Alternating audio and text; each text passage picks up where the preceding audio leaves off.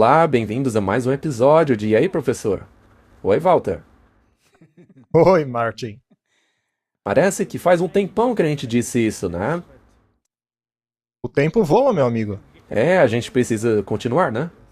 Tivemos uma passagem muito agradável lá nos Estados Unidos. Foi realmente muito bom.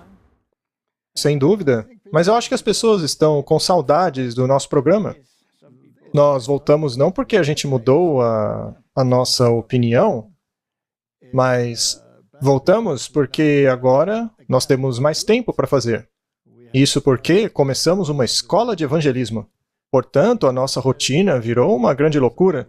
Mas foi muito bom ver aqueles testemunhos que puderam preencher o buraco enquanto não estávamos com tempo de fazer esse programa. E agora chegou o momento de voltarmos com tudo para analisarmos os eventos atuais. Tem muita coisa interessante que está acontecendo aí, há pontos de vistas que estão sendo desafiados, então vamos dar uma olhada. Claro, mas como sempre, antes de começar, vamos orar. Querido Pai, nós te agradecemos porque ainda temos a bênção de poder nos direcionar a Ti nesse programa. Pedimos a Tua bênção sobre o programa de hoje, que o Senhor ilumine as nossas mentes. Em nome de Jesus, amém. Amém? Muito bem, Martin. Alguns temas acabam irritando as pessoas. Mas precisamos manter a calma, olhar para a situação e, se necessário, dizer alguma coisa para alertar as pessoas, a fim de que não sejam presas em uma falsa direção.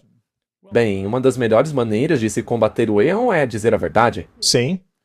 Então, nós colocamos o título de hoje de Contradição.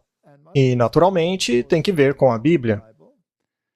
Agora, uma das coisas que eu gosto muito da versão King James da Bíblia é o fato de ela ser uma tradução direta. Assim, você pega a essência do que Deus disse e não do que alguém acha que Deus disse, certo? E aliás, eu acho que a nossa imagem atrás é muito apropriada para a ocasião.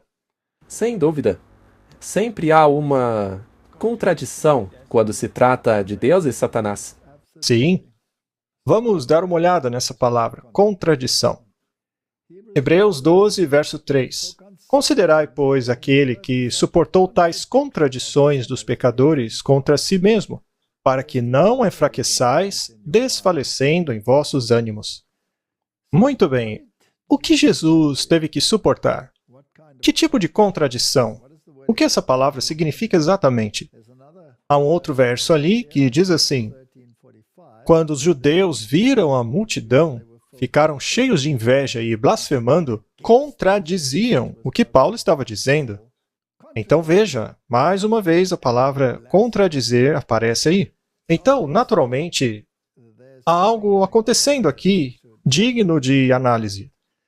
Essa palavra, a palavra contradição, é uma palavra em duas partes do latim.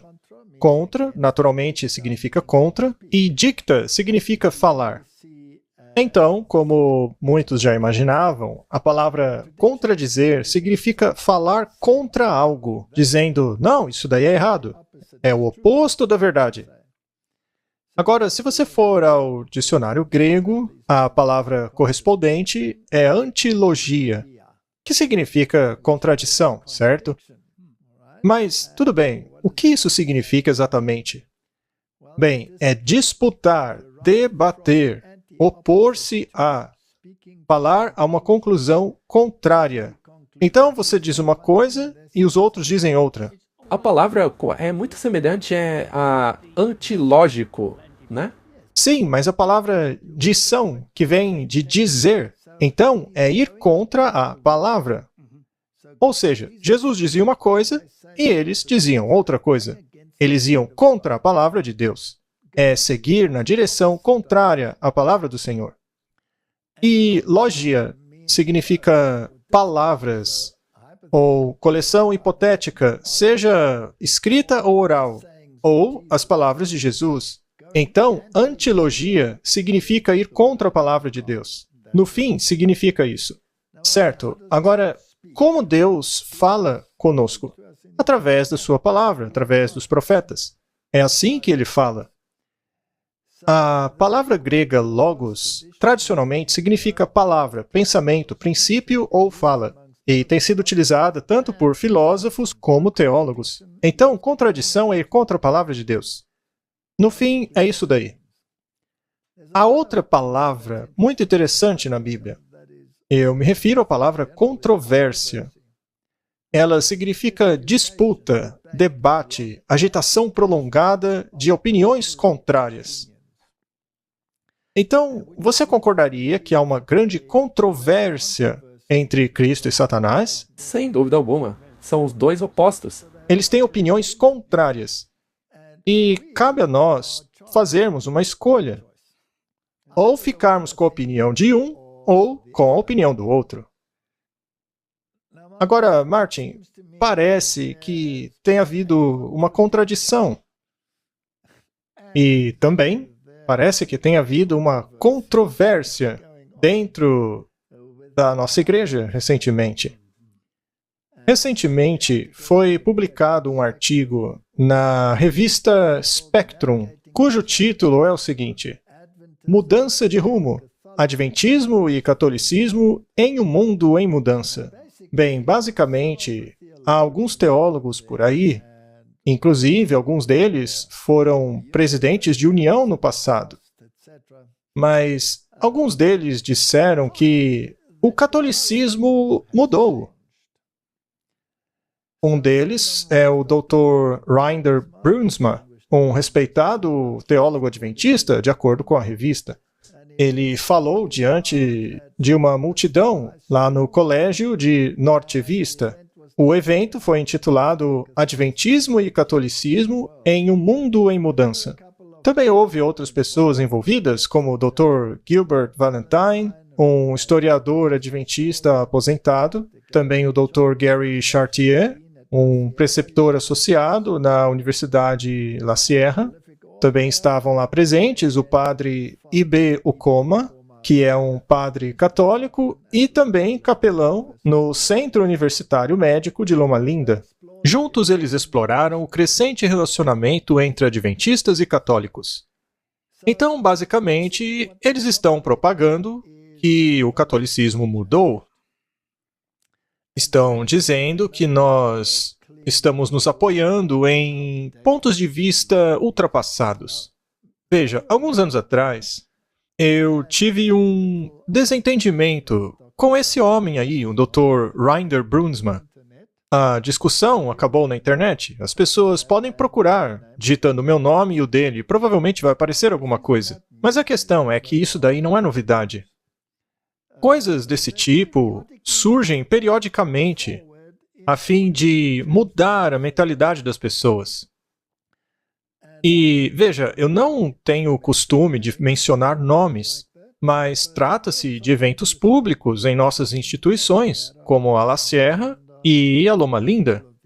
E, veja, eu também não estou dizendo que todas as pessoas nessas instituições possuem esses pontos de vista. Mas a La Sierra, por exemplo, é conhecida por ser uma universidade adventista muito liberal, principalmente com relação ao assunto da evolução. Eu, de fato, fico muito, eu diria, reticente com certas coisas que eles defendem.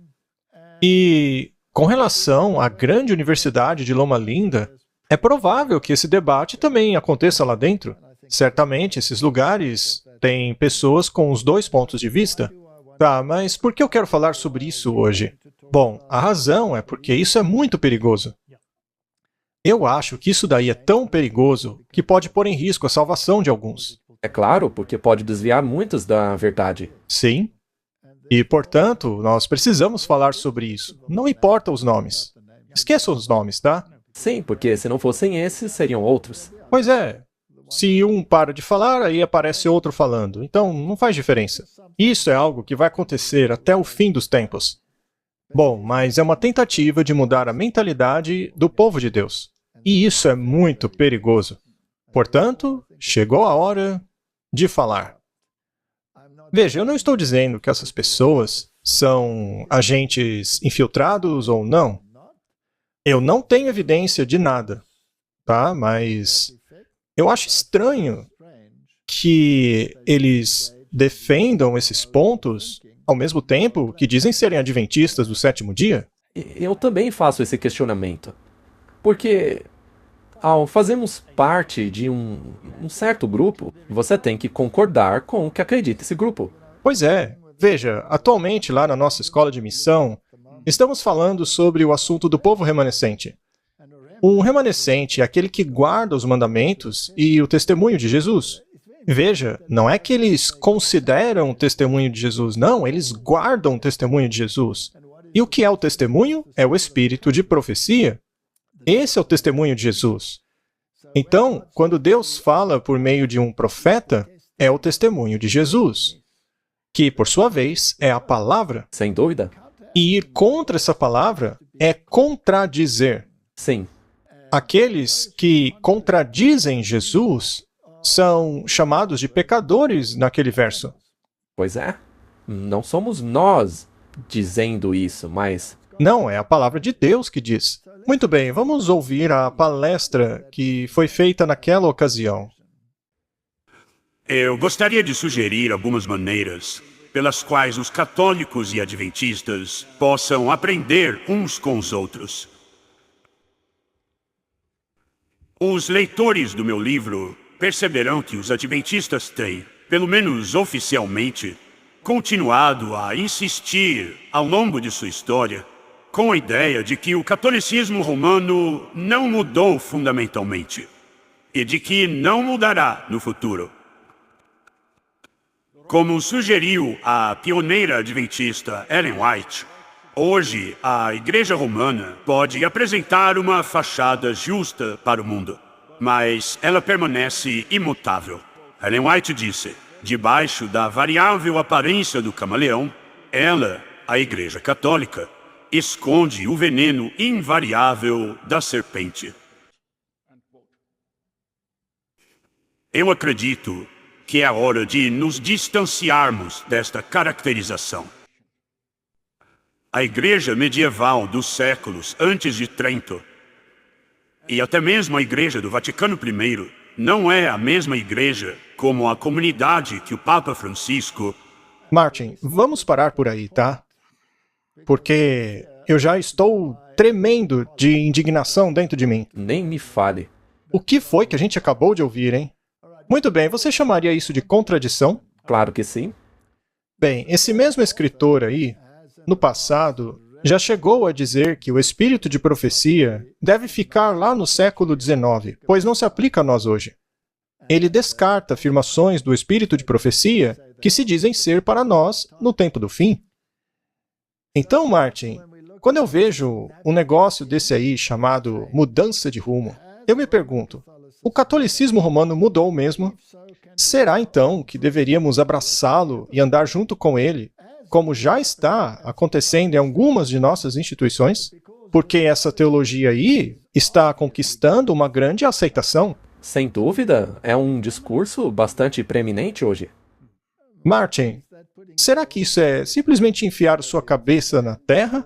Ou seria pura rebelião e contradição? Eu acho que está mais pro lado da contradição do que simplesmente esconder a cabeça na terra. Muito bem. Agora, primeiramente, vamos recapitular a palavra de Deus. Em Daniel capítulo 2 e Daniel capítulo 7, nós temos duas profecias bem distintas. Elas nos dizem aonde estamos no curso do tempo e o que aconteceu na história. Em Daniel capítulo 7, nós viajamos ao longo dos reinos. O leão representa a Babilônia, o urso a Medopérsia, o leopardo de 4 cabeças representa a Grécia, e a besta terrível de 10 chifres dá lugar a um chifre muito preeminente entre seus olhos. Esse chifre seria diferente dos outros. Ele seria muito respeitado pelo mundo. Agora, essa profecia específica é tão incrivelmente precisa que o Grayton Guinness disse em seu livro que ela é como uma chave que não serve mais nenhuma outra fechadura. Ela simplesmente se recusa a encaixar em outros lugares. Isso porque as características desse poder do chifre pequeno cabem unicamente ao papado e mais a nenhum outro poder. E essa era a opinião de todos os reformadores da época. Isso porque esse chifre surgiu a partir da quarta besta de Daniel, ou seja, só pode ser Roma. Ele também surgiu em meio aos 10 chifres da besta, o que significa que é um poder europeu. É um poder que surgiu a partir de Roma, depois que Roma pagã foi dividida em 10 partes, de acordo com o verso 24. Então, somente a partir desses versos, já sabemos que esse poder do chifre pequeno é um poder europeu. Também sabemos quando ele surge, que é após a divisão do Império Romano. Também sabemos que ele é diferente de todos os outros. Isso porque ele também é um poder eclesiástico. Sim, um poder religioso. Exato. Ele se torna maior do que os outros. Então ele cresce de uma pequenez até se tornar maior do que os outros. Verso 20. 3 reinos precisaram ser derrotados para que ele pudesse governar plenamente: os Érulos, os Visigodos e os Ostrogodos. Isto está no verso 20. Ele tem olhos como homem, ou seja, é um supervisor. Ele também fala blasfêmias, e isso porque ele fala contra o Altíssimo. Poderíamos dizer então que ele contradiz a palavra de Deus? Sim. Muito bem. O que mais? Ele também fala coisas grandes, pomposas, de acordo com o verso 8 e 25. Ele também é um poder perseguidor, porque ele persegue os santos do Altíssimo. E, finalmente, Martin, ele também muda os tempos e as leis. Ele muda as leis de Deus e os tempos colocados por Deus, de acordo com o verso 25. E há um período de tempo muito específico no qual haveria esse poder político. Esse período é 1 tempo, 2 tempos e metade de um tempo, que é apresentado de muitas formas na Bíblia. 42 meses, 1260 dias, 3 anos e meio, tempo, tempos e metade de tempo. É o mesmo período de tempo aplicado ao mesmo poder do chifre pequeno. O paralelismo hebraico nos mostra isso. Há uma mulher, um deserto e um tempo. Uma mulher, um deserto e um tempo. E todos esses tempos são mencionados nessa estrutura. Esse poder também se tornaria tão poderoso que todo mundo se sujeitaria a ele. E ele existirá até o fim dos tempos. Naturalmente, esse poder deve existir agora, porque se ele surgiu de Roma e vai existir até o fim dos tempos, ele deve existir agora. Sim, ele não pode começar a surgir no futuro, como alguns creem. Ele já tem que estar aqui. Ele já está aqui. Mas, eventualmente, o seu domínio será tomado e ele será destruído. Sendo assim, podemos concluir que esse poder não está em harmonia com a Bíblia. Ele contradiz a palavra de Deus. Todos os reformadores identificaram esse poder como o papado. Isso porque o papado é o único elemento em que todos esses pontos se encaixam. Nada neste mundo se encaixa tão bem em todas essas características. Simplesmente, não há outro elemento na história que se encaixe em tudo. Os reformadores eram tão convictos disso que fizeram até mesmo uma escultura em pedra na cidade de Nuremberg. Eles a colocaram na prefeitura da cidade para assegurarem-se de que ninguém se esqueceria de que o papado é o chifre pequeno. Martinho Lutero, assim como todos os outros reformadores, disseram: eu sei que o Papa é o anticristo e que seu trono é o trono de Satanás. O papado é uma perseguição geral a comando do pontífice romano com o propósito de destruir almas. Ele foi bem direto. Um discurso como o dele jamais se encaixaria no movimento ecumênico de hoje. Com certeza não. E isso foi dito por uma pessoa que foi católico, assim como Paulo, que veio dos próprios fariseus. Exato. E não apenas ele, mas o Melanchthon disse o mesmo, Cranmer disse o mesmo, Ridley disse o mesmo. Todos eles disseram isso. Calvino, John Knox. Não importa o reformador. Todos identificaram o poder do chifre pequeno como sendo o papado. Todos o reconheceram a partir do livro de Daniel. Exatamente. E é por isso que Martinho Lutero disse que Daniel é tão importante que ele o traduziria primeiro quando fosse traduzir o Antigo Testamento. Até mesmo Jesus falou da importância do livro de Daniel. Exato. Bom, mas de acordo com estes senhores adventistas, Roma mudou. Bem, quando a reforma protestante tornou-se um problema para o Papa, ele convocou um concílio. Isso depois de muito derramamento de sangue, guerras e perseguições. Esse concílio foi o Concílio de Trento. Bem, no Concílio de Trento, decisões foram feitas com relação a como o status quo deveria ser. E os protestantes estavam ali presentes, por convite do rei. Tá, mas será que o Concílio de Trento aceitou alguns dos paradigmas de Lutero? Não? Nenhum. Tá, mas para Roma ter mudado, ela deve ter, então, aberto mão de todos os princípios decididos ali no Concílio de Trento. Porque, como eu disse, foi nesse concílio que eles condenaram cada doutrina da Reforma Protestante. Bom, quando o arcebispo Schneider foi confrontado com as heresias de Martinho Lutero, bom, pelo menos era assim que os católicos as chamavam, ele disse algo que é interessante analisarmos. Você se refere ao bispo Schneider de hoje, né? Sim, o comentário dele foi feito recentemente, mas é interessante salientar que os organizadores do Concílio de Trento e de todos os concílios posteriores, seja o Concílio do Vaticano I ou II, foram os jesuítas. E os jesuítas alegam abertamente que mentir a fim de avançar os ideais da Igreja Católica Romana é algo perfeitamente aceitável, assim como o assassinato. Mas não apenas isso, Martin. Eles não apenas têm autorização para fazer isso, mas também são permitidos serem clandestinos, espiões, trabalharem por baixo dos panos. Isso é interessante porque o bispo Schneider está comentando uma afirmação feita pelo Papa Francisco que está tudo bem com a questão de Martinho Lutero. Ele disse isso em um avião, durante um voo que fazia com o repórter. Você sabe, essas conversas eram informais. Elas não são doutrina católica. As únicas coisas que são doutrinas são aquelas ditas a partir do trono do Papa. Tá, e o Papa, sendo um jesuíta, naturalmente se alinha com a ideologia dos jesuítas, aquela que diz que mentir é totalmente aceitável. Vamos ouvir o que o bispo Schneider tem a dizer. Sua Excelência, muito obrigado por estar aqui hoje. A minha pergunta é, uma vez que a discussão é sobre heresia, um herege que vem à minha mente é Martinho Lutero, cujo aniversário de 500 anos chegará muito em breve, como a maioria aqui já sabe. Certo, durante uma entrevista em um avião, o Papa disse recentemente que Martinho Lutero não errou na questão da justificação.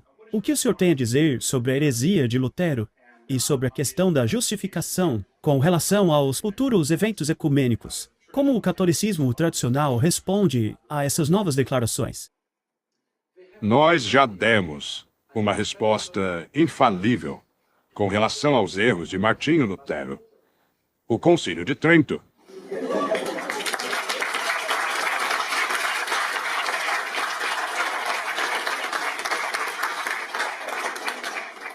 O ensino do Concílio de Trento com relação aos erros de Lutero são infalíveis.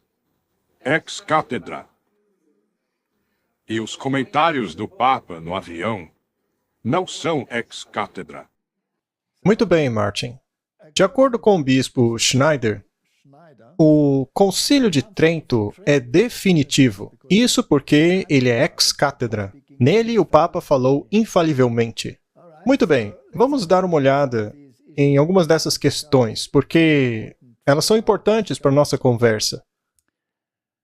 Os jesuítas e o ultramontanismo.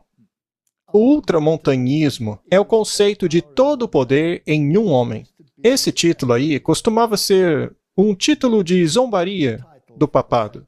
Ultramontanhês, o outro lado da montanha. Mas ele acabou se tornando algo positivo. Eles pegaram o lado negativo e positivaram, criando o conceito de todo o poder em um homem. No século XVII, o ultramontanismo tornou-se intimamente associado aos jesuítas, que defenderam a superioridade dos papas acima dos concílios e reis, até mesmo questões temporais. Então, dentro da Igreja Católica Romana, o ultramontanismo atingiu a vitória sobre o conciliarismo. Ou seja, você não pode ser conciliador, você não pode fazer concessões. A palavra do Papa tem que ser absoluta. Nem mesmo Deus pode contradizer o que o Papa disse.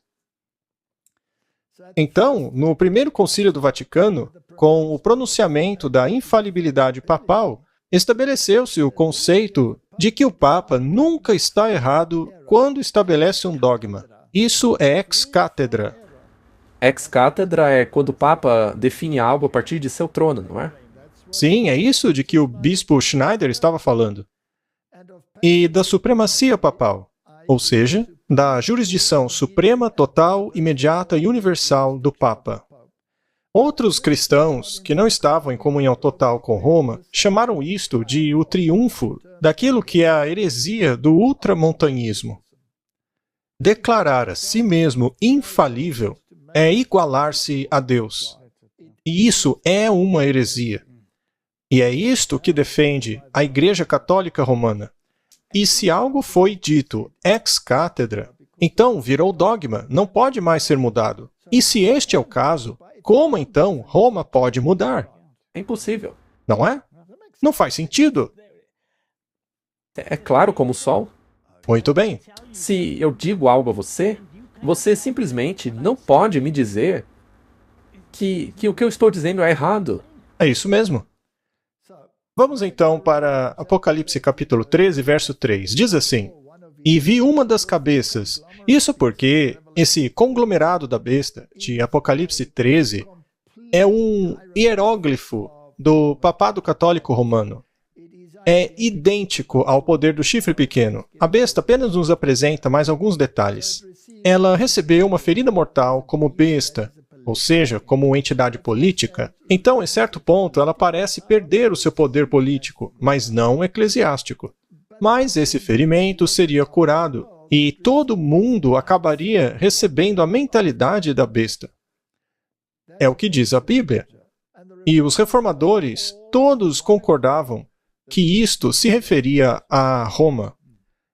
O interessante é que eles estavam convencidos disso antes mesmo desta entidade receber a ferida mortal, em 1798, quando ela perdeu o seu poder político. A profecia foi cumprida exatamente no ano em que a Bíblia previu. Eles sabiam que esses eventos se referiam ao papado, mesmo antes desses eventos acontecerem. É realmente espetacular. Um pouco antes disso acontecer, o próprio Wesley disse que deveria estar muito próximo já, porque o período de tempo estava acabando. Aquele pessoal era fantástico. Eles acertaram na mosca. Muito bem. Então, os jesuítas foram chamados para combaterem a reforma protestante, não importa o que custasse. Até mesmo se fosse necessário assassinato, personificação, seja lá o que for. Eles se tornaram os mestres das universidades da Europa, os educadores de presidentes e da elite do mundo. E eles foram ordenados em 1540 pelo Papa Paulo III. Aí você vê eles recebendo as suas ordens de marcha. Portanto, estes eram alguns dos sentimentos da época. Essa aí é uma fonte católica. Diz assim: o protestantismo não é uma religião. Nunca foi uma religião. O máximo que se pode dizer dele é que é uma forma de estupro, de roubo, mascarado de religião.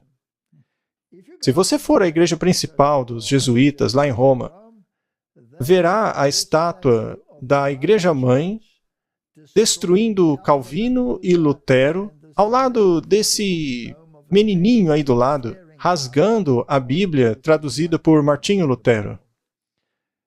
Eles fizeram um voto de destruí-la. Eles juraram destruí-la. Então, no Concílio de Trento, quais doutrinas foram reafirmadas como ex cátedra? Ou seja, infalíveis, né? Sim, infalíveis.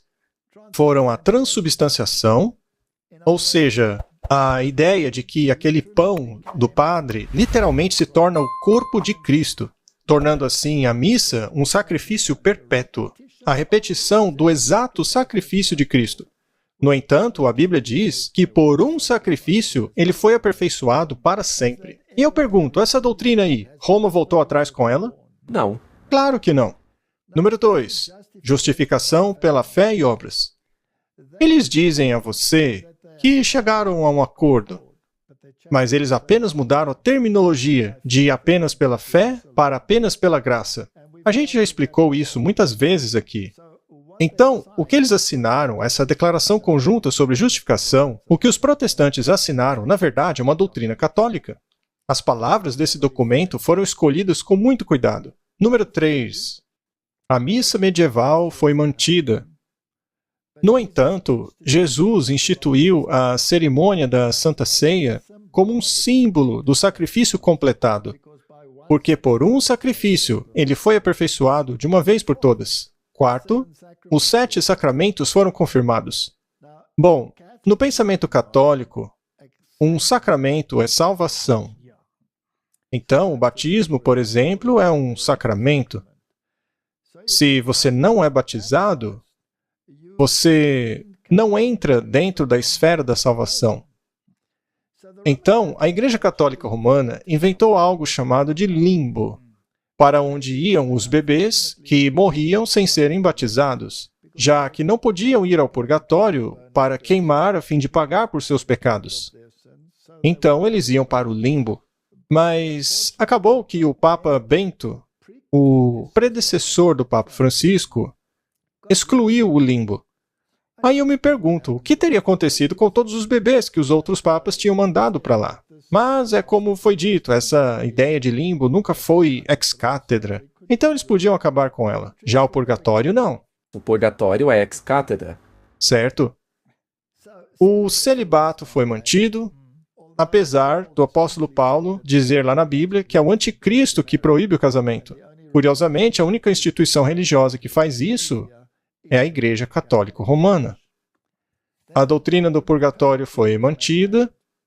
Bom, a doutrina do purgatório diz, literalmente, que você é quem paga pelos seus pecados, até mesmo os que foram perdoados. Portanto, Cristo nunca carregou sua culpa. Isso é pura doutrina jesuíta. Nós chamamos essa doutrina de esotérica, uma doutrina interna dos jesuítas. Mas, do lado de fora, eles diminuem para que o mundo de fora não aceite que eles, na verdade, não concordem com a expiação. E o purgatório é a confirmação de que eles não acreditam na expiação de Cristo, porque seria no purgatório que você paga pelos seus pecados. As indulgências foram reafirmadas. Com elas você pode pagar? Pagar para sair do purgatório. Somente o Papa pode te liberar do purgatório, nem mesmo Deus pode. Somente o Padre pode. E essa doutrina é tão diabólica, ela é tão antibíblica, mas ainda assim é ex cátedra. É infalível. É infalível, não pode mudar. Por definição, ela não pode mudar. E o poder papal crescia ao lhe ser dado autoridade para exercer os decretos e exigir que oficiais da Igreja prometessem obediência a ele. E depois, no primeiro concílio do Vaticano, ele foi declarado infalível, colocando um selo sobre o que eles estavam dizendo. Isso é praticamente um tapa na cara. É blasfêmia? Sim, é blasfêmia. Mas o que diz o catecismo jesuíta? Veja só que coisa impressionante. Pergunta, mas e se o Papa ordenar algo que seja contrário às Santas Escrituras? Isso não é contradizer, Martin? Sem dúvida. Resposta, as Escrituras devem ser jogadas de lado. Uau!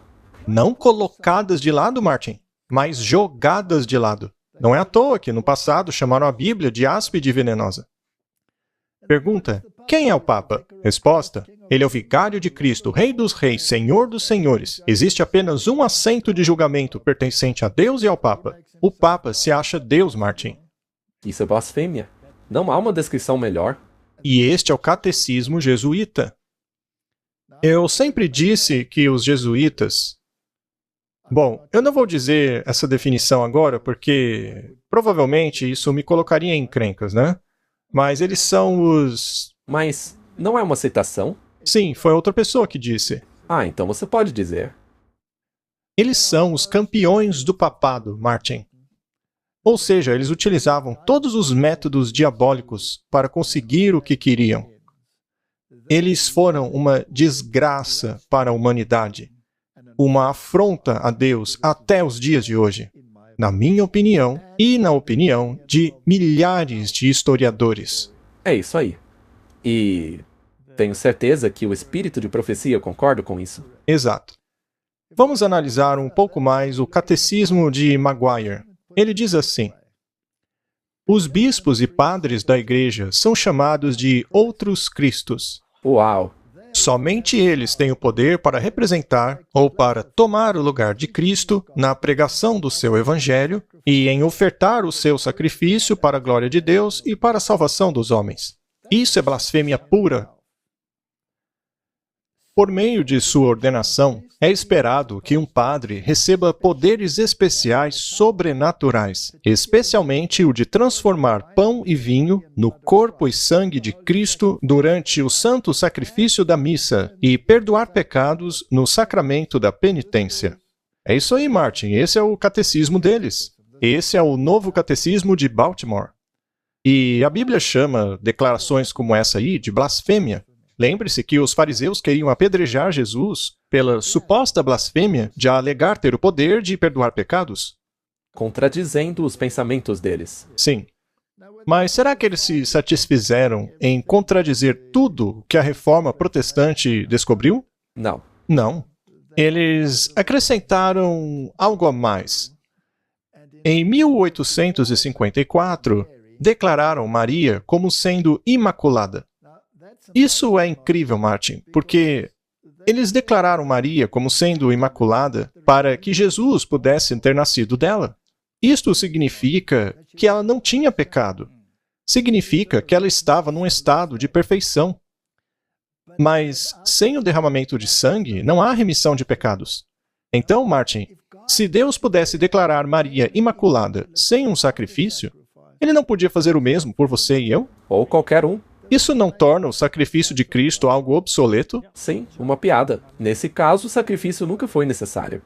Em 1951, o Papa Pio XII definiu e impôs a doutrina da Assunção Corpórea de Maria. O curioso é que tem pelo menos 3 sepulturas no mundo com o corpo de Maria, né? Uma na Igreja Ortodoxa, outra na Católica. É uma bagunça total. Pois é, já que nesse caso... Outra no Oriente Médio. Mas essa doutrina diz que o corpo dela foi para o céu. Bem, se ela não tinha pecado, então ela não estava sujeita à morte.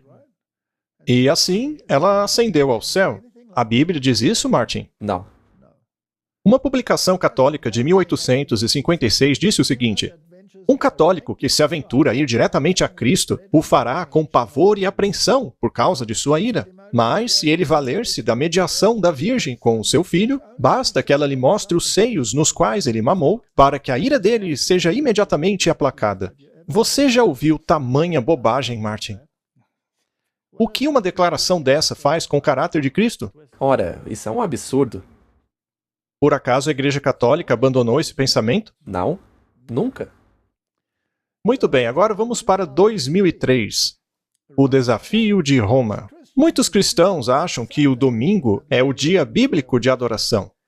Mas a Igreja Católica Romana alega que ela transferiu a adoração cristã do sábado bíblico, que é no sábado, para o domingo. E dizer que essa mudança é feita na Bíblia é tanto desonesto como uma negação da autoridade católica. Se o protestantismo quer basear seus ensinamentos apenas na Bíblia, deveria então adorar no sábado.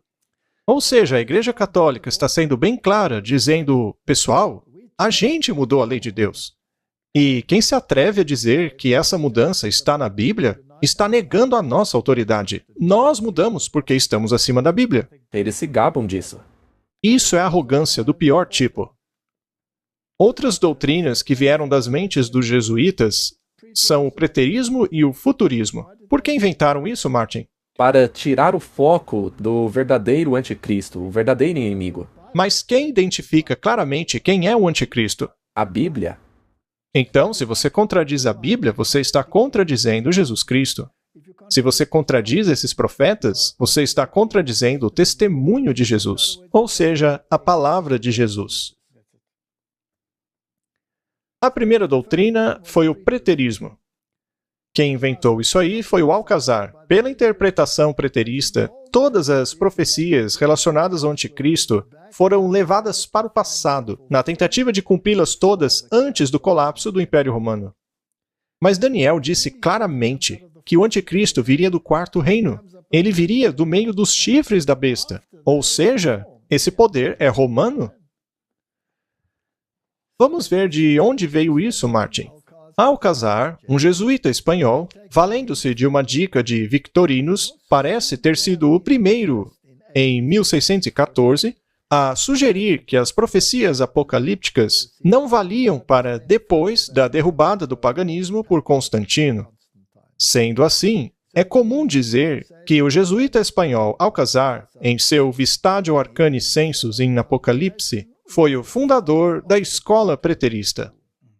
Certa vez eu debati com um pastor protestante que ainda acreditava que o anticristo foi o antigo rei grego Antíoco Epifânio. Eu expliquei que isso é impossível, porque a Bíblia diz que o anticristo viria da quarta besta. Então, só pode ser romano. Ele surgiu da divisão desse império até os dias de hoje. E ele não pôde contra-argumentar isso. Ainda assim, ele insistiu em contradizer a palavra de Deus, dizendo que era o tal rei grego. Isso não é uma contradição? É claro. Sendo assim, eu posso presumir que Alcazar estava pecando contra a palavra de Deus. E qualquer um que contradiga a palavra de Deus é um pecador. Temos aí as fontes históricas disso, caso as pessoas queiram investigar por elas mesmas depois. Mas e o futurismo? Ribera, por sua vez, jogou as profecias lá no futuro, declarando que o anticristo faria o seu aparecimento depois da vinda de Cristo. Ribera publicou um comentário em 1585 contendo essas ideias. É claro, Martin, que essas ideias foram modificadas depois. Acrescentou-se a elas o arrebatamento secreto, mas enfim, uma doutrina joga o anticristo para o passado, para que ninguém se preocupasse com isso após a reforma, e a outra doutrina o joga no futuro, quando o mundo cristão supostamente já teria sido tomado por Cristo, ou coisa assim. Neste caso, o anticristo só aparecerá para agir entre os infiéis. Isso, então todos os ensinos dos reformadores foram anulados com essas doutrinas. Mas as pessoas que gostam de estudar mais profundamente logo percebem que a doutrina do preterismo não faz sentido, porque a Bíblia diz que o anticristo viria de Roma e não da Grécia. Mas por que será que grande parte do mundo cristão abraça o futurismo? Olha, eu acho que a resposta é porque isso faz parecer com que Deus os ame mais. Afinal, dessa forma, Deus não os fará passar pelo tempo de angústia. Ele os resgataria antes desse tempo. Sim, é por causa desse arrebatamento prévio. Muito bem, os protestantes hoje se dividem entre os modernistas e os fundamentalistas. Os modernistas dão pouco ou nenhum espaço para o estudo da profecia, enquanto que os fundamentalistas são, na maior parte, futuristas. Mas alguns protestantes conservadores ainda são preteristas. Para variar, Francisco Ribera era um doutor em teologia jesuíta. Ele nasceu na Espanha, começou a escrever um longo comentário em 1585, que tinha o objetivo de contra-atacar aquilo que os protestantes ensinavam sobre o anticristo. Se voltarmos ao que você mencionou agora há pouco, qual era o propósito dos jesuítas? Contra-atacar e destruir o protestantismo. Isso foi publicado em 1519. Foi logo após a Reforma Protestante, que, por sua vez, começou em 1517. Temos aqui uma citação do livro Romanismo e Reforma, escrito no final do século XIX, por um teólogo da Igreja da Inglaterra chamado Grayton Guinness. Ele escreveu assim: resistir ao uso que os reformadores fizeram da profecia das Escrituras não é uma questão leve ou sem importância.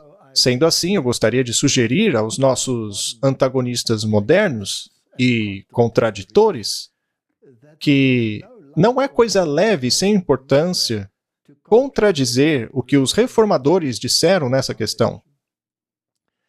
O sistema de interpretação profética, conhecido como futurismo, realmente resiste a esse uso.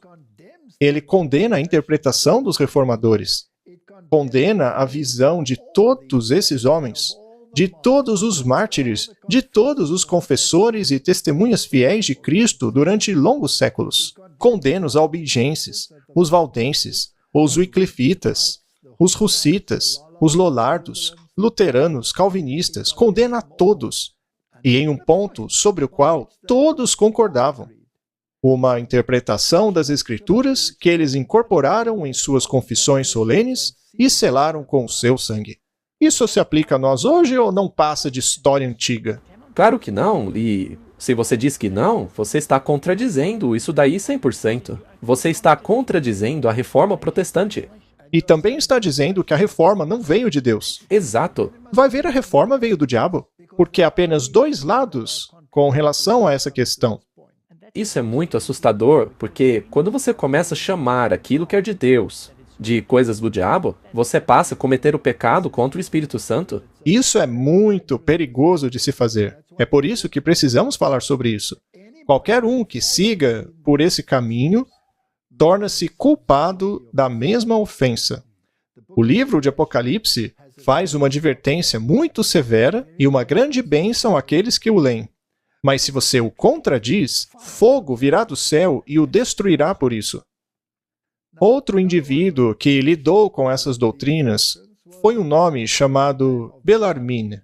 E como vocês já podem imaginar, ele era um jesuíta. Um dos mais conhecidos apologetas jesuítas publicou uma obra entre 1581 e 1593, intitulada aquilo ali embaixo que vocês estão vendo, com relação a pontos de disputa entre a crença cristã contra os hereges do seu tempo, no qual ele também nega o princípio dia-ano em profecias e jogou o reino do anticristo para um futuro período de 3 anos e meio literais. Martin, isso é destruir a interpretação profética. É destruir as diretrizes dadas pelas próprias Escrituras. É contradizer a palavra de Deus. E é algo muito perigoso de se fazer. Bom, agora eu queria ler o parágrafo de um livro. Eu vou ler esse parágrafo porque um desses senhores envolvidos nesse ataque moderno contra a reforma protestante ficou muito ofendido com o fato de eu dizer que as sociedades secretas estão envolvidas no nosso contexto atual. Veja só o que diz o livro The Grand Design Exposed. Diz assim: a verdade é que os jesuítas de Roma aperfeiçoaram a maçonaria para ser a sua ferramenta mais magnífica e eficaz, para assim servir os seus propósitos entre os protestantes. Martin, existem muitos maçons envolvidos no protestantismo. Existem muitos Robert Schulers por aí no mundo. Muitos dos pregadores de mega-igrejas pelo mundo estão associados à maçonaria. O Norman Vincent Peale era um maçom de 33º grau, e ele foi mentor do Billy Graham, etc, etc. A lista é interminável. Portanto, esta afirmação não pode ser considerada apenas uma teoria da conspiração. Vamos agora ao espírito de profecia, ver o que ele tem a dizer. E lembre-se, aquele senhor mencionou o espírito de profecia, aquele texto que compara o papado ao camaleão. Mais tarde falaremos sobre isso. Vamos olhar outros textos por enquanto. O papado é exatamente aquilo que a profecia declarou que seria, a apostasia dos últimos tempos. Suas doutrinas não deixam isso claro, Martin? Por acaso, qualquer uma delas foi repudiada por eles? Não. Faz parte de seu comportamento assumir um caráter que melhor ajude a cumprir o seu propósito. Mas, sob a variável aparência do camaleão, ele esconde o veneno da serpente. Foi esse parágrafo que ele mencionou. Não somos obrigados a manter a fé e guardar promessas a hereges? Diz o papado. Ora, mas ele pode até mentir, não é? Afinal, ele não disse coisas lá no avião para o repórter que no fim não valeram de nada? Deveria então esse poder, que por 1000 anos escreveu os seus registros com o sangue dos santos, ser reconhecido como parte da Igreja de Cristo? Direto ao ponto, né? A igreja que se apega à palavra de Deus está irremediavelmente separada de Roma. No passado, os protestantes se afastaram dessa igreja apóstata, porém têm se aproximado dela cada vez mais, seguindo por um caminho de reconciliação com a igreja de Roma. Isso foi retirado da Review and Herald e foi escrito em 1886. O Ryder Brisman disse que escritos como esse devem ficar para trás, serem descartados. Roma nunca muda.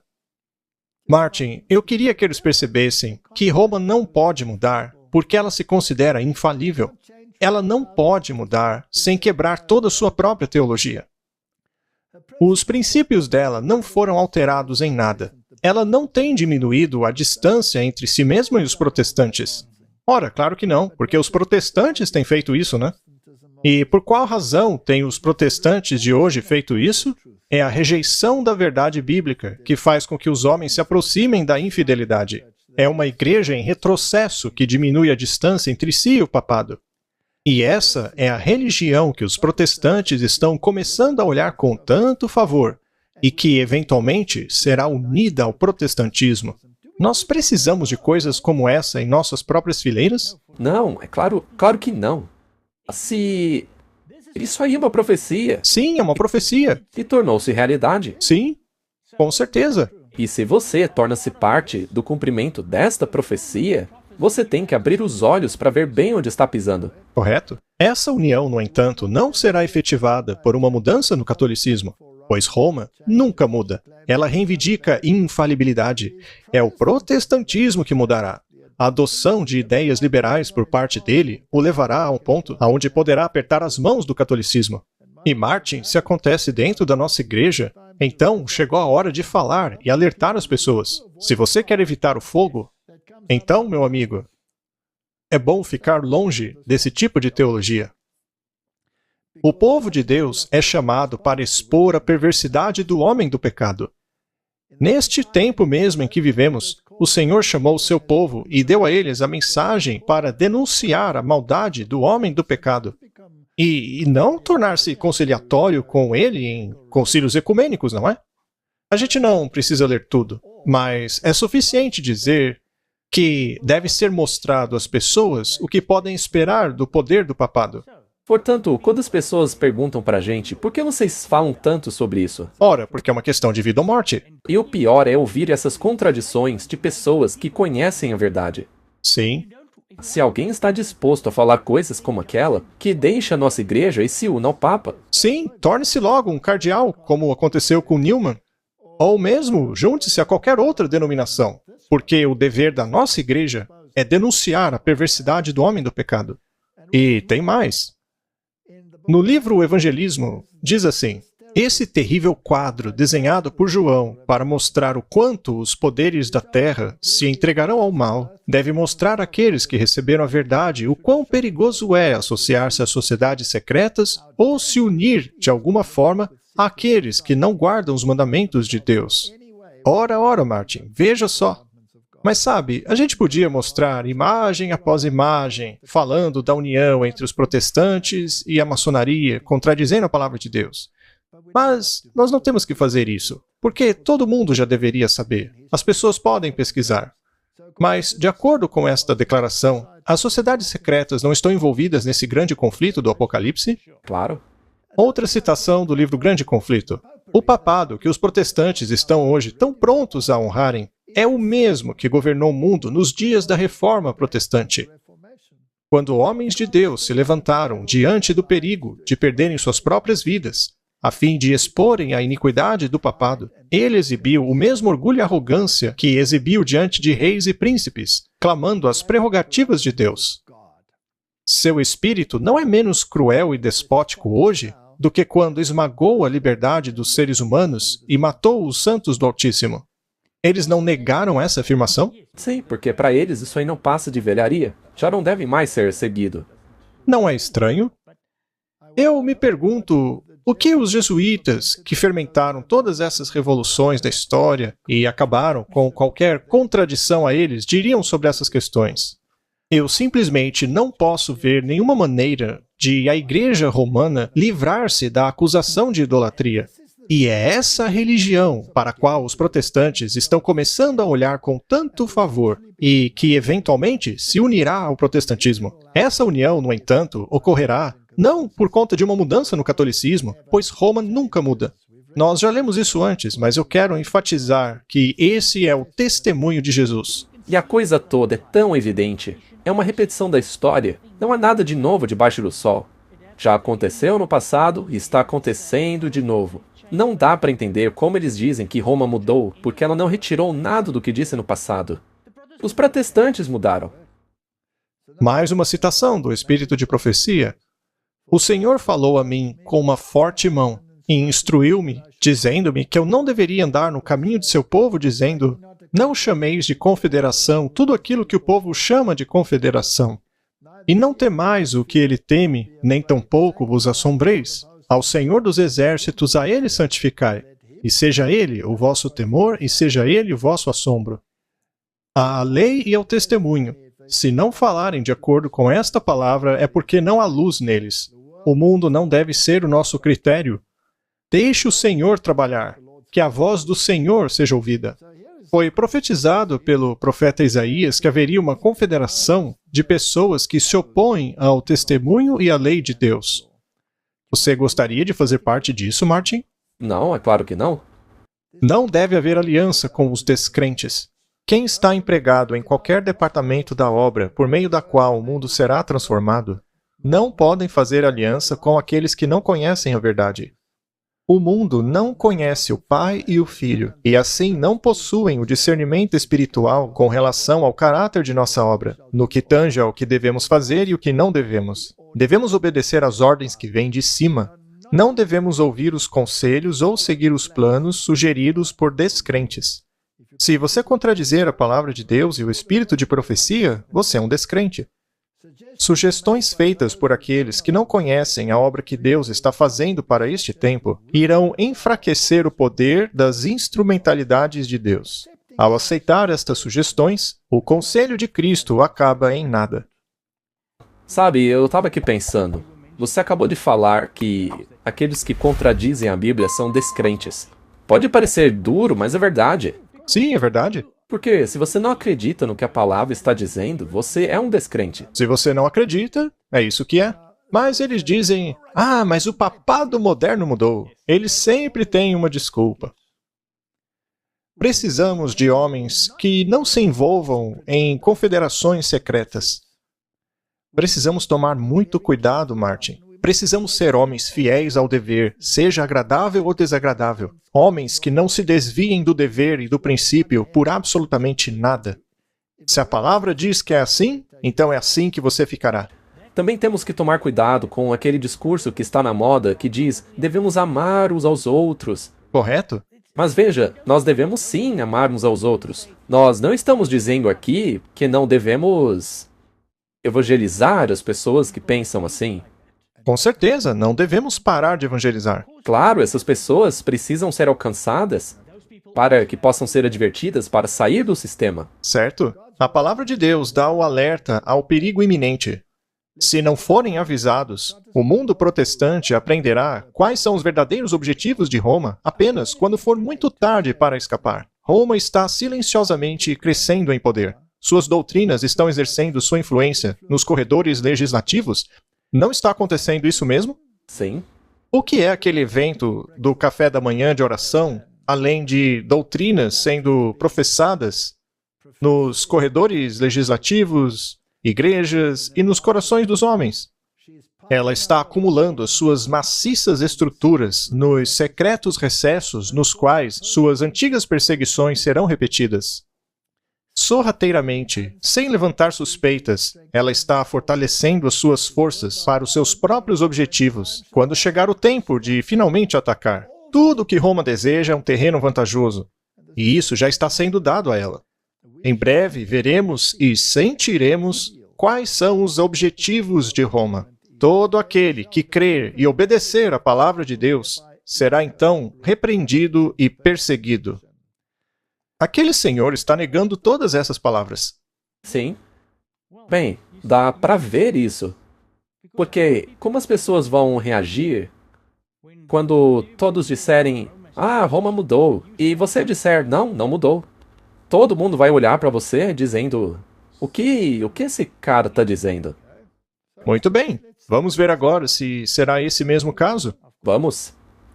Esta aqui é uma publicação católica. Ela nos diz que o Papa Francisco e Peter Faber têm espíritos jesuítas iguais. Ou seja, os dois têm a mesma mentalidade. Mas quem foi Peter Faber? Ele foi o cofundador da Ordem dos Jesuítas junto com Inácio de Loyola. As afirmações de Papa Francisco em solidariedade ao pobre, sobre a necessidade da comunidade e do ajuste de foco das energias da igreja para longe do foco nas questões sexuais. Ou seja, Martin, vamos esquecer essa história aí de escândalo sexual. Isso aí já passou. Continuando. Pode parecer chocante para alguns. Esta é uma imagem muito diferente da imagem do papado em tempos recentes. Em Paris, o Faber também encontrou Inácio de Loyola. Ele ensinou Inácio a respeito da filosofia aristoteliana. Você está lembrado que a besta tem o corpo grego, enquanto Inácio formou a espiritualidade de Faber. Sob a guia de Inácio, Faber dominou os exercícios espirituais. Em 1534, ele foi ordenado um padre, e mais tarde, naquele ano, em 15 de agosto, ele e mais 6 homens, incluindo Inácio e Francisco Xavier, fizeram votos como os primeiros membros do que se tornou a Ordem dos Jesuítas. E, segundo o artigo, o Papa Francisco tem a mesma mentalidade dos fundadores da Ordem. Curioso é que essas pessoas aí foram instruídas a destruir o protestantismo, mesmo por meio de assassinato e tortura em suas inquisições. E, segundo o artigo, o Papa Francisco tem esse espírito. Ele tem o mesmo espírito, mas todos acham que o Papa é um velhinho bonzinho. Bem, vamos perguntar aos jesuítas de hoje como devemos entender o papado. Esse é professor de teologia moral, Richard M. Gula. Ele diz que a lei natural é central à teologia moral da Igreja Católica.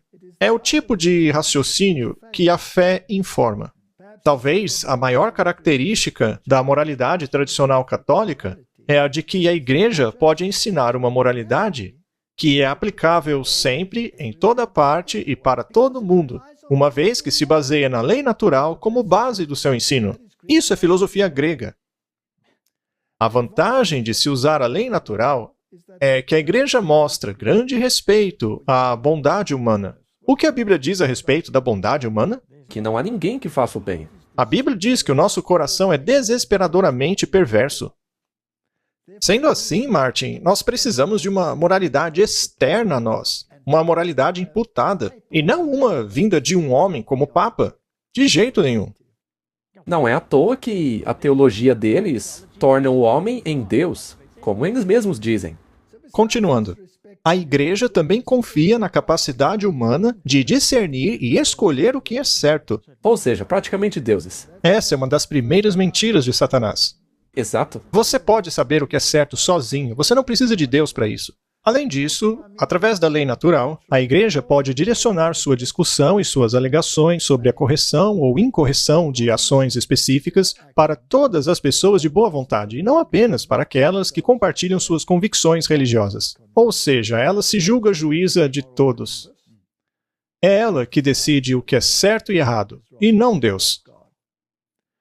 A Igreja continua dizendo: uma das grandes desvantagens de tal abordagem é que ela pode facilmente entregar a moralidade cristã para a filosofia moral, quando crenças religiosas não fizerem de fato uma diferença em alegações morais. O magisterium, ou seja, a hierarquia da Igreja Católica Romana, o Papa e os seus bispos. O magistério recorreu à lei natural como base para seus ensinamentos relacionados a uma sociedade justa, comportamento sexual, prática médica, vida humana, liberdade religiosa e a relação entre moralidade e lei civil. Ou seja, todos os aspectos da vida. Quem decide tudo para você? O magistério. Os líderes da Igreja Católica. Em qualquer caso, o desenvolvimento da tradição da lei natural entre os pensadores cristãos não deve ser tanto às Escrituras quanto à influência da filosofia grega e do direito romano. Eles mesmos admitem. E esse é o pensamento jesuíta. Ora, será que eles mudaram? Isso foi escrito em 89. E contradizem Deus. Esses pecadores estão contradizendo Deus. Continuando. Uma pessoa é sempre obrigada a seguir o julgamento de uma consciência apropriadamente informada. O que deve informar a sua consciência, Martin? Bom, deveria ser a Bíblia e o Espírito Santo. Deveria ser. Mas, de acordo com eles, isso daí cabe ao magistério. Exatamente. A informação ocorre na comunidade ao recorrer a várias fontes de sabedoria moral. Eu me pergunto, sabedoria moral de quem? Na igreja, o magistério é uma fonte de autoridade moral. Bem, parece que esse magistério tolerou todas as perversidades sexuais dentro da Igreja Católica que viraram manchetes de jornal nas últimas décadas, né? Que coisa triste. Seus ensinamentos são um fator muito importante, embora não exclusivo, na formação da consciência e no julgamento moral de uma pessoa. Recorrer à autoridade faz parte de uma vida responsável. Ao recorrer a uma autoridade, acreditamos que será mais correto sobre essa questão do que a nossa própria vontade, ou a de qualquer outra pessoa a quem podemos recorrer. Mais correto do que o próprio Deus e sua palavra, Martin? Isso não é contradizer a palavra de Deus? Claro que é. O texto-chave para entender uma resposta leal ao ensinamento magisterial está no número 25 da Lumen Gentium. Inacreditável. O que mais eles dizem? Em questões de fé e moral, o bispo fala em nome de Cristo, e os fiéis devem aceitar os seus ensinos e obedecê-los com convicção de alma. Ou seja, o Papa e os seus bispos falam e você obedece. Como se eles fossem Deus. Como se fossem Deus. Essa submissão religiosa da vontade e da mente deve ser demonstrada de maneira especial à autoridade autêntica de ensino do Pontífice Romano, mesmo quando ele não está falando ex cátedra. Agora ele está contradizendo aquele outro cara. Ah, Martin, Roma mudou? Nunca. Esse cara acabou de enfatizar que Roma não mudou. Ela nunca mudou. Continua arrogante e despótica, como sempre foi. Em meu tratamento sobre a formação da consciência, destaquei que o caráter é formado na comunidade. Isso é lei natural, Martin. Então, se uma comunidade decide que deve ter certos traços, e a comunidade toda aceita, então tudo bem. Ou seja, se toda a comunidade de repente aceitasse o canibalismo como normal, então não teria mais problema. Exato. Isso se aplicaria a qualquer outra coisa, como pedofilia, seja lá o que for. Se a maioria passa a aceitar tal coisa, então agora ela é certa, mesmo que contradiga a palavra de Deus. Muito bem. Continuando. Destaquei que o caráter é formado na comunidade ao comprometermos nossa liberdade com um objeto particular de lealdade e, em seguida, ao internalizar as imagens, rituais, tradições, etc., que a comunidade moldou para atribuir significado ligado a esse objeto de lealdade. Isso aí é tão nojento que nem me dá vontade de continuar lendo. O que é esse objeto de lealdade com o qual você se compromete? O Papa. É óbvio. É o Papa? É como ele mencionou na outra parte ali, é o Pontífice Romano. Então vamos chamá-lo de o Santo Padre. Que blasfêmia! Roma mudou? Não mudou. Piorou. Sim, porque agora os protestantes estão dando de mão dadas com ela. E eles leem uma coisa horrorosa dessa e simplesmente jogam debaixo do tapete. Continuando. O que significa consentimento religioso ou submissão da vontade e da mente com relação às coisas morais? Isso aí é puro linguajar jesuíta. Consentimento religioso ou submissão quer dizer que tal esforço e apropriação são motivadas pela convicção de que Jesus comissionou a igreja para ensinar e que o Espírito guia a igreja na verdade. Francis A. Sullivan, um eclesiólogo da Universidade Gregoriana em Roma. Ora, Martin, que universidade seria essa? Jesuíta. Jesuíta. É a mãe das universidades. Analisou essa expressão em sua obra magistral Magisterium, ensinando autoridade na Igreja Católica, e oferece a seguinte declaração resumindo seu significado. Conforme eu entendo, então, dar o requerido obsequium religiosum, ou seja, total submissão obsequiosa. Eu vou fazer o que você disser, acreditar em tudo que você me mandar acreditar. Meu pai.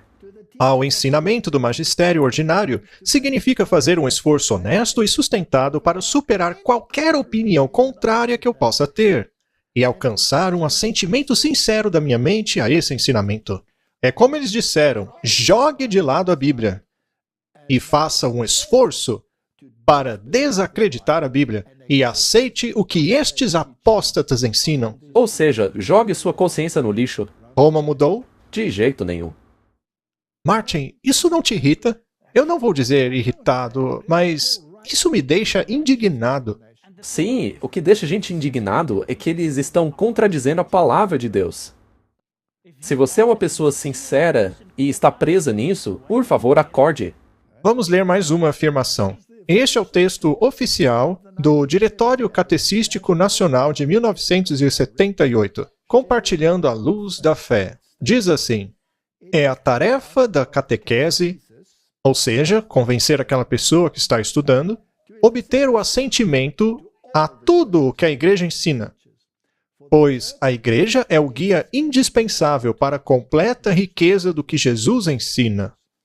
Ao enfrentar questões que dizem respeito à dissidência em relação ao ensino não infalível da igreja, é importante que o catequista tenha em mente que a presunção está sempre a favor do magistério. Não importa se o que eles digam é ex-cátedra, se não é, não importa. Eles sempre têm razão. Só diga amém. Somente um sistema de silogismos rigorosos que não deixam espaço para o elemento pessoal. Ou seja, Martin, você não pode pensar por si mesmo. Apenas aceite. Não questione. É exatamente como era na Idade Média. E é como os jesuítas continuam pensando. Aceite tudo como se fosse um cadáver. Obedeça como um cadáver. É por isso que eles não queriam que as pessoas lessem a Bíblia, para que ninguém desenvolvesse a opinião pessoal. Sim, jogue a sua opinião pessoal no lixo, pois isso garante a certeza sobre conhecer e fazer o que Deus exige e permite. Ou seja, obedeça ao Papa e tá tudo certo. Roma mudou? Não. Na verdade, Roma se tornou mais arrogante. Vamos agora ao Segundo Concílio do Vaticano. Afinal, é por causa deste concílio que os nossos ilustres teólogos dizem que Roma mudou, não é? Vamos levantar a pergunta. O Concílio Vaticano II mudou o posicionamento da Igreja Católica estabelecido no Concílio de Trento? Olha, eu já vou dar a resposta. Não. Não. Ora, porque ensina exatamente a mesma coisa. E não podia mudar mesmo, porque eles são infalíveis. É mesmo? Eu esqueci disso. Não se esqueça, eles são infalíveis, Martin. Neste concílio, vemos o Papa sendo carregado como sempre foi. Mas parece que os papas modernos não querem mais isso, porque hoje já não pega muito bem. Então eles o fazem de outro jeito. Às escuras. Às escuras. Às vezes em plena luz mesmo. Enfim, Martin. Os nossos ilustres cavalheiros dizem que Roma mudou. Abandonou a sua teologia ultrapassada. Bem, será mesmo? Vamos perguntar para a própria Roma? Vamos perguntar a Roma. O Segundo Concílio do Vaticano mudou a doutrina da Igreja Católica e isso aí foi retirado da própria página do Vaticano. Resposta. O Concílio Vaticano II não alterou nem pretendeu alterar esta doutrina. Foi mal. Ora, Martin, não ria. Eu queria mandar isso daí para aquele adventista. Não adianta. Ele vai deletar. Ele vai deletar porque ele já tem feito isso há décadas. Ele já tem feito isso. Na verdade, a desenvolveu, aprofundou e explicou. E nós acabamos de ler como eles de fato desenvolveram essa doutrina. Pare de pensar e apenas obedeça. Fim de história. Isso foi exatamente o que João 23 disse no início do concílio. O Papa Paulo VI afirmou isso e comentou no ato de promulgar a Constituição Lumen Gentium, que acabamos de mostrar aqui, inclusive. Não há melhor comentário a fazer do que dizer que esta promulgação realmente não altera nada da doutrina tradicional. Martin, não dá para ser mais claro que isso. Ou aqueles senhores não sabem ler, ou ignoram isso de propósito. E aí, o que você acha? Eu espero que eles não saibam ler. Certa vez, aquele senhor me acusou de chamá-lo de jesuíta. Mas eu nunca fiz isso, porque naquela época eu nem o conhecia. E eu não quero chegar ao ponto de acusá-lo disso, mas me parece que ele está sendo propositalmente ignorante. O que Cristo quis, nós também queremos. O que foi, ainda é. O que a igreja ensinou ao longo dos séculos, nós também ensinamos. Em termos simples, aquilo que era assumido agora é explícito. Aquilo que era incerto agora está esclarecido. Aquilo que foi meditado, discutido e às vezes debatido, agora está reunido em uma única formulação clara. Olha, eu vou resumir tudo. Nós não mudamos, mas vocês são tão idiotas que vocês mudaram e nem mesmo percebem. E desde o início, Roma disse que os protestantes tinham que mudar, que voltarem para ela. Puxa, perfeito, Martin. É isso aí, caso encerrado. Roma não mudou. Certo. E quem foram os arquitetos do Vaticano II? Um deles foi Karl Rahner. E quem foi ele? Ora, foi um jesuíta. Um dos teólogos mais importantes do século XX, Karl Rahner, nasceu em março de 1904. Ele foi o quarto de 7 filhos, filho de um professor universitário local e de uma devota mãe cristã. Em 1922, Karl seguiu seu irmão mais velho, Hugo, entrando na comunidade jesuíta. Como um noviço jesuíta, Rahner foi formado nos exercícios espirituais de Inácio de Loyola, ou seja, espiritismo. Não tem nada que ver com a Bíblia. Se você quer saber mais sobre formação espiritual, dê uma olhada nos nossos materiais sobre isso. Os Jesuítas e a Contra-Reforma, parte 1 e 2. Lá nós explicamos melhor. Essa formação teve uma influência duradoura em seu desenvolvimento espiritual e intelectual. Eles não se interessam pela Bíblia. A religião deles é experimental. Muito bem, esse é Karl Rahner. E ao seu lado está um dos outros arquitetos, não vestido com uma roupa jesuíta, mas em terno e gravata.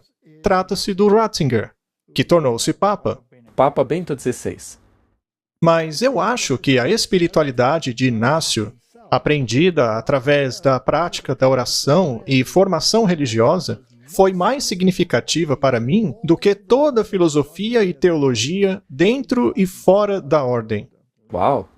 Então, a formação espiritual é mais importante do que a teologia ou filosofia.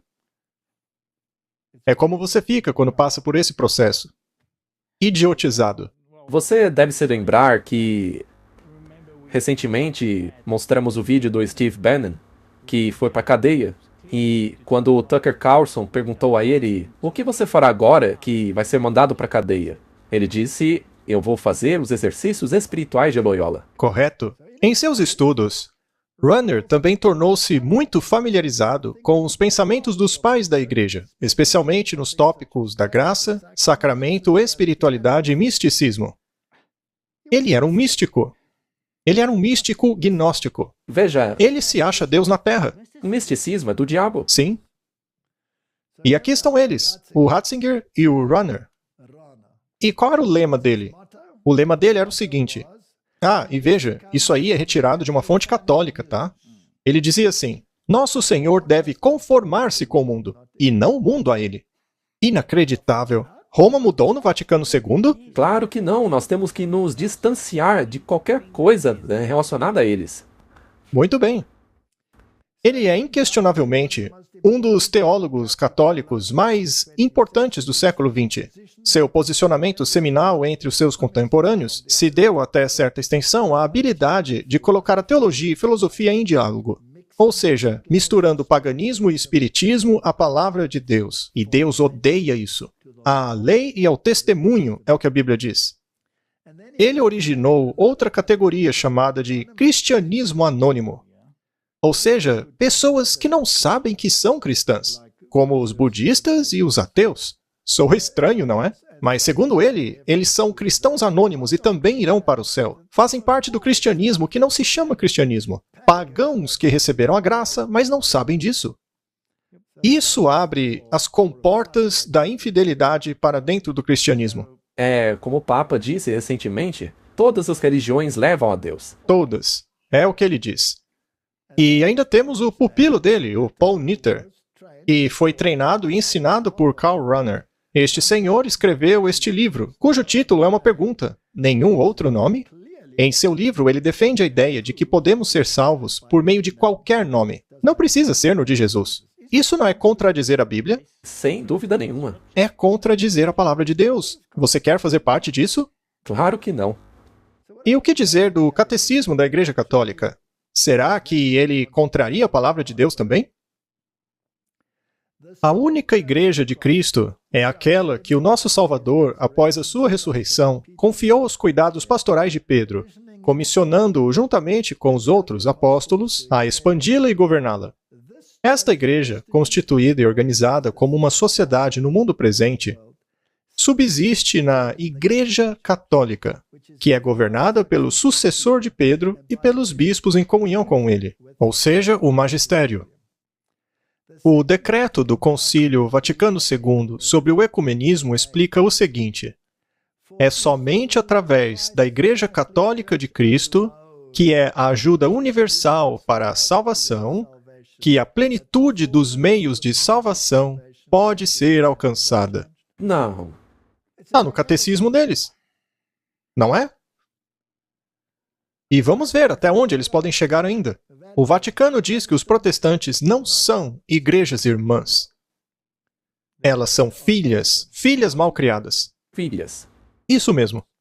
E como filhas, elas não são definidoras. A mãe é definidora. Minhas filhas vão voltar para mim, diz ela. A nota do cardeal, aprovada pelo Papa João Paulo em 9 de junho, deve ser considerada autoritativa, de acordo com a carta do cardeal Ratzinger ao bispo da conferência. A nota de 4 páginas apresenta uma história detalhada do uso do termo igrejas irmãs, explicando que ele foi usado em referência às igrejas ortodoxas, com as quais Roma esteve em comunhão por muitos séculos. No entanto, mesmo nesse ponto, o cardeal Ratzinger afirma a superioridade de Roma sobre outras igrejas, declarando: nesse contexto é necessário observar que nenhum pontífice romano jamais reconheceu essa equiparação de sé episcopais ou aceitou que apenas uma primazia de honra fosse concedida à sé de Roma, significando então que Roma tem autoridade superior. Roma mudou? Não. Não mudou em nada. Em sua Dominus Iesus, ele diz que o Vaticano insiste que as outras igrejas não são suas irmãs. Deve sempre ficar claro que a única e santa Igreja Universal Católica e Apostólica não é uma irmã, mas sim a mãe de todas as igrejas. Mas talvez os papas modernos tenham mudado isso daí, não? Talvez, porque, afinal, os papas modernos são bonzinhos e inclusivistas. É o que dizem. Bom, vamos ver se é isso mesmo. Isso daí foi tirado de uma agência de notícias católica, a Zenit. Esse texto foi retirado de um discurso do Papa Bento XVI. Já no primeiro século, os papas exerceram sua primazia sobre as outras igrejas. Ou seja, os papas são os chefões da igreja.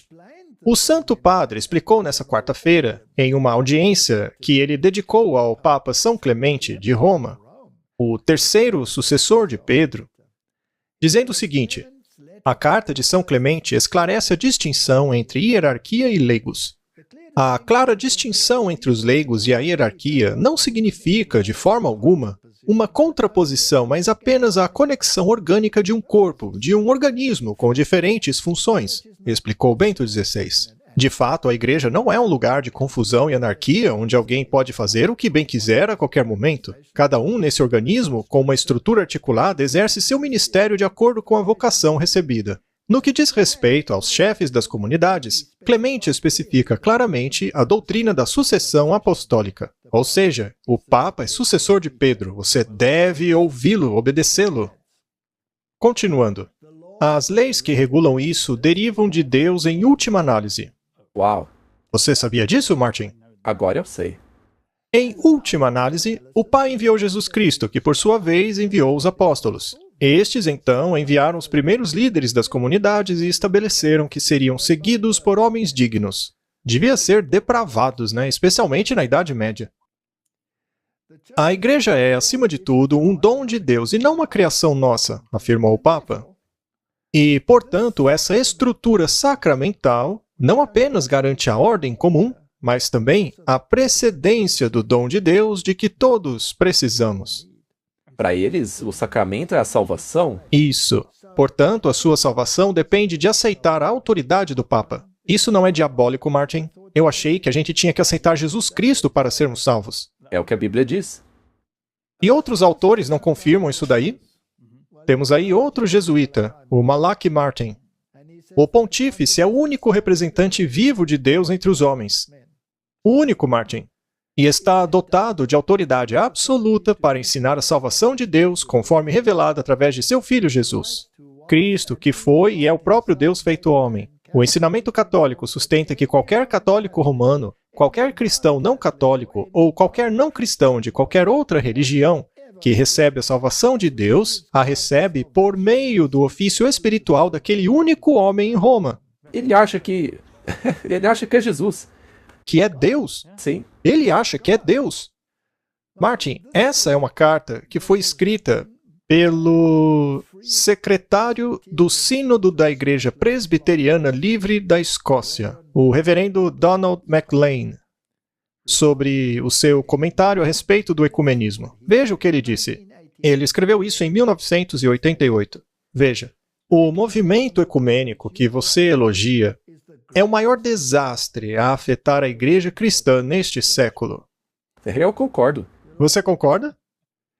Ele reduziu as igrejas confessionais deste país a uma coleção de organizações sem sangue, sem espinha e sem estrutura, que mal conseguem emitir um gemido em favor de Cristo e sua verdade. Não é de admirar que o mal progrida como o faz, e que a escuridão espiritual se torne mais intensa com o passar dos anos. Você parece considerar um grupo de cristãos professos. E eu queria direcionar esse texto a todos aqueles que estão tentando trazer essa nova doutrina para dentro de nossa igreja. Você parece considerar um grupo de cristãos professos, de conduta sóbria e profunda espiritualidade de mente, como fanáticos e intolerantes. Se for assim, então os eminentes homens de Deus como John Knox, da Escócia, John Calvin e Martin Luther no continente e o arcebispo Cranmer na Inglaterra foram intolerantes em seus embates com os erros do papado. Nós estamos felizes em estar na companhia deles. Eu também concordo com isso. É mesmo? É como você disse. Eu acho que todas as pessoas que querem trazer o ecumenismo deveriam ver isso daí. Sim. Muito bem. Vamos ver o que diz o Papa atual. Afinal, ele é um homem de renovação, não é? Papa Francisco diz: a religião não deve ser confinada à consciência pessoal. Ou seja, você não pode decidir no que quer acreditar. Certo? Rádio do Vaticano. O desenvolvimento ordenado de uma sociedade civil e pluralista exige que o espírito autêntico da religião não seja confinado à consciência pessoal, mas que seu papel significativo na construção da sociedade seja reconhecido, disse o Papa Francisco em suas observações ao presidente italiano. Embora independentes, a Igreja e o Estado compartilham a responsabilidade comum de atender às necessidades físicas e espirituais das pessoas. A quem devemos submeter nossa consciência? Ao Papa e à Igreja. Ao Papa e ao Magisterium. E ele está dizendo exatamente o mesmo do que lemos agora há pouco. A mesma coisa. Então não mudou nada. Isso mesmo. O Papa condena os fundamentalistas religiosos e a violência no Oriente Médio. E um grupo fundamentalista é um grupo que acredita literalmente na Bíblia, tá? E ele diz assim: um grupo fundamentalista, mesmo que não mate ninguém ou ataque ninguém, é violento. A estrutura mental do fundamentalista é violência em nome de Deus. Esse jesuíta mudou alguma coisa? Não. Ele continua falando como jesuítas. E eles mesmos dizem que o espírito dele é semelhante ao de Peter Faber. E mentalidades como as deles mataram milhões de pessoas. Ele chama os cristãos de fundamentalistas. Um cristão fundamentalista é alguém que acredita na Bíblia. Exatamente. Mas ele chama isso de doença. Ele diz: seria a crença na interpretação estrita e literal da Bíblia uma doença? O Papa Francisco parece pensar que sim. Há poucos dias, vários repórteres ouviram Francisco descrever o fundamentalismo como uma doença que está em todas as religiões, incluindo o cristianismo. Bem, o que é fundamentalismo, Martin? Se você for até o Google, verá que é uma forma de religião, especialmente no Islã ou protestantismo cristão, que apega-se à interpretação literal das Escrituras. Será então que o Papa Francisco realmente pretende combater aqueles que acreditam em uma interpretação literal da Bíblia? Eu acho que sim, porque ele diz que é uma doença. Sim, é o que me parece. Ele mudou alguma coisa das doutrinas da Igreja Católica? Não, de fato, ele a está confirmando. O Papa Francisco pede a unidade entre evangélicos e católicos. Ele chama essa divisão de obra do diabo. Jesus causou divisão? Sim, muita divisão. Eu não vim trazer paz, mas a espada.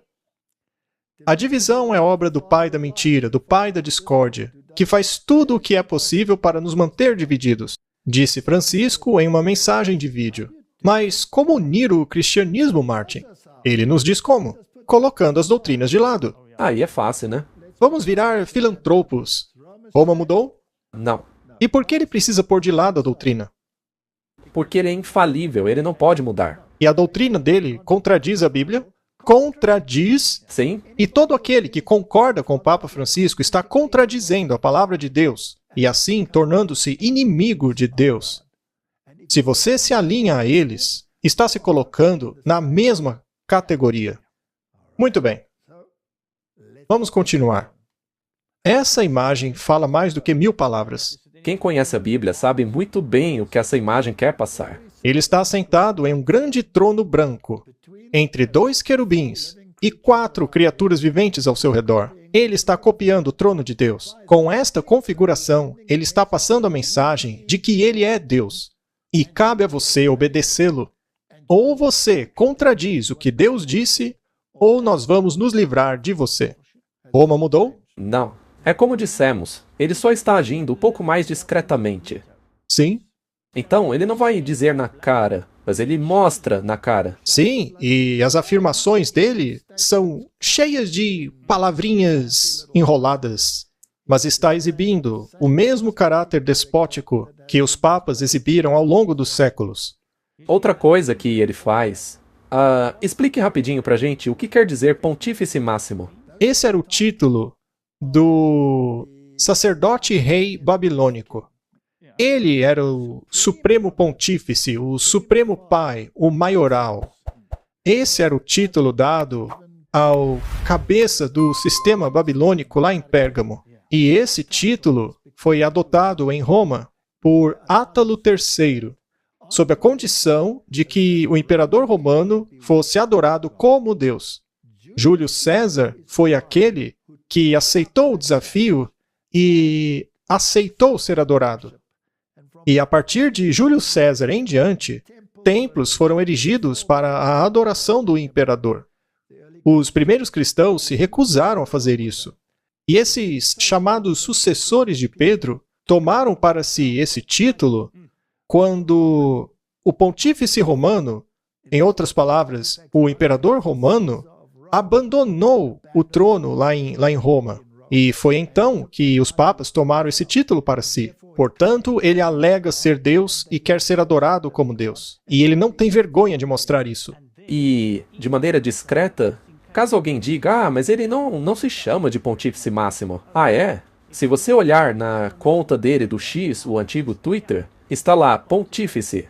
Aham.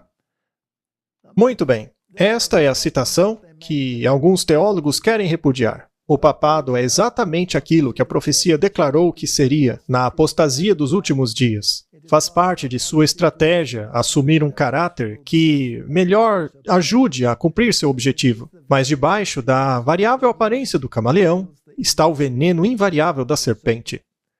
Você deseja negar esta afirmação? De maneira alguma. Eu não tenho intenção alguma de abandonar esta citação. Não somos obrigados a guardar promessas a hereges, diz o papado. Mas eles não fizeram isso? Sim, mas eles não estavam falando ex cátedra. Assim, eles podem mentir, né? Deveria este poder, que por 1000 anos escreveu seus registros com o sangue dos santos, ser agora reconhecido como parte da Igreja de Cristo? Além de negar Jesus e a expiação, te obrigam a pagar pelos seus próprios pecados. E ainda se dizem deuses. Quando a religião de Cristo for mais desprezada, quando sua lei for mais desrespeitada, então nosso zelo deve ser o mais caloroso e a nossa coragem e firmeza as mais inabaláveis. Permanecer em defesa da verdade e da justiça quando a maioria nos abandonar, lutar as batalhas do Senhor quando poucos forem os campeões, esse será o nosso teste. Nesse momento, devemos buscar calor no frio dos outros, coragem na covardia deles e lealdade na traição deles. Eu assino embaixo. Eu também. Vamos orar.